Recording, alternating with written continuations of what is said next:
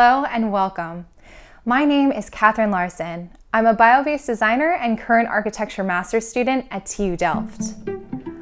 I've been fortunate enough to travel the world with my sketchbook, and this has led me to my design philosophy. I believe that if we take a closer look at our history and our traditional architecture, that we can both design and build more sustainably. Oftentimes, our local historical architecture used natural materials in surprising solutions that were both healthy for us as well as our environment. Unfortunately, sometimes this information is inaccessible or forgotten over time.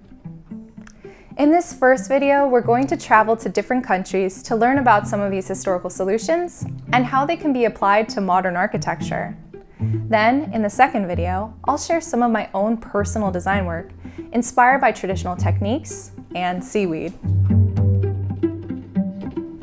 Our journey starts in Japan, a country that I both lived in and visited numerous times, most recently in 2019. I was staying with my husband in a ryokan, a traditional Japanese inn in Kyoto. When you're staying in a ryokan, the air is usually perfumed with the smell of tatami mats. You wear a yukata robe and sleep on a futon, which is rolled out onto the floor. In my opinion, it's one of the best ways to experience the country. The ryokan we stayed at was called Kamuro-an, and it had a little note pasted onto the wall that said, "Please be careful with the earth wall." Essentially, if you break the wall, you'll pay for it. When I first read this, I was so surprised because the wall didn't look like it was made from dirt at all. Initially, I thought that this type of wall construction might be rammed earth. Now, making a rammed earth wall is a lot like building a sandcastle, when you pour sand into a mold and pat it down before you flip it over. With a rammed earth wall, you build your formwork first before stamping down the earth into layers. The result is a wall that kind of looks like a cake. You can see the different layers of the earth pressed down. This wall was missing those significant striations, which meant that it probably wasn't rammed earth. So I did a bit of research. It turns out that this style of construction is called tsuchikabe, and we refer to it in English as a mud-plastered wall.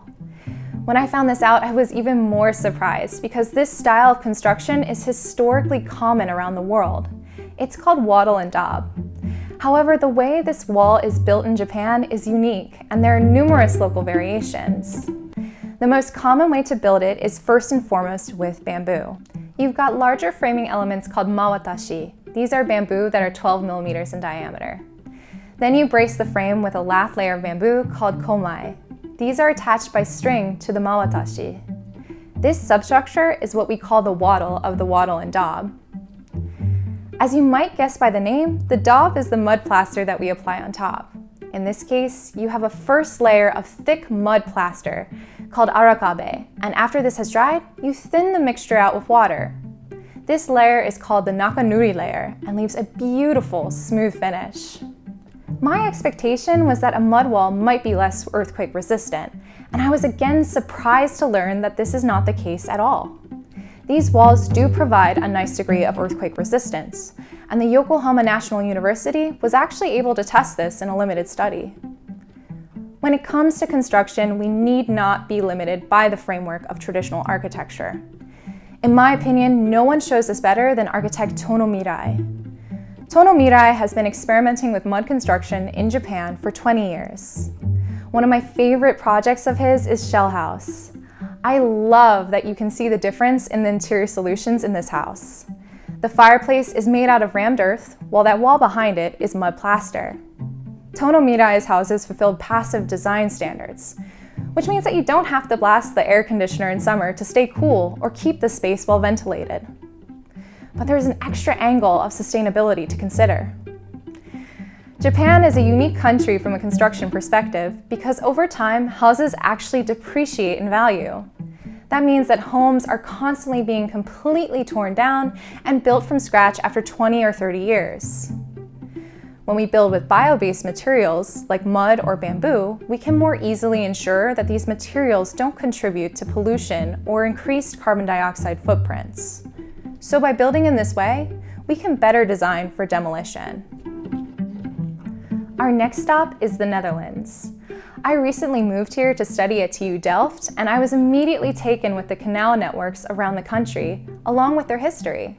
Since the Netherlands is a low-lying country with a lot of reclaimed land, it's endangered by rising sea levels and flooding. Historically, a system of dams, canals, and dikes served to help guard cities against devastating floodwaters. I took a special interest in nearby Rotterdam, where the canals also served as an extremely important network for ships. Rotterdam is 90% under sea level and surrounded by water, which means that the city is at an elevated risk due to climate change. I was really impressed by some of the current strategies to prevent this risk. This is Dock Park. At a first glance, this looks like your average green rooftop garden, but actually, this is a dike. The area in which Dock Park was built in was originally an underprivileged area. By giving residents a green space and a new connection to shops and local boutiques, this project has actually served as an important urban revitalization project. This idea of transforming a necessary piece of infrastructure into a community uniting project is something that I found really inspirational. I started looking at traditional construction of dikes to learn how these used to be built. This is how I learned about weirdijken, a type of dike made with seaweed. These dikes were really popular in the Middle Ages and consisted of a large earthen wall alongside the coast. On the edge facing the land, seaweed was then held in place by a substructure of poles. This seaweed would compress with exposure to pressure and moisture, preventing erosion of the dike. This material and its properties sounded a bit familiar to me, so I dug a little deeper using my menial Dutch to investigate. I was excited to learn that this seaweed, in fact, was not seaweed at all. In fact, it was a type of seagrass known as eelgrass. And this is a material that I have been studying and working with for the past 3 years, tracing its history and construction across numerous countries. In the second video, I will show how the fascinating history of eelgrass has influenced my personal design work.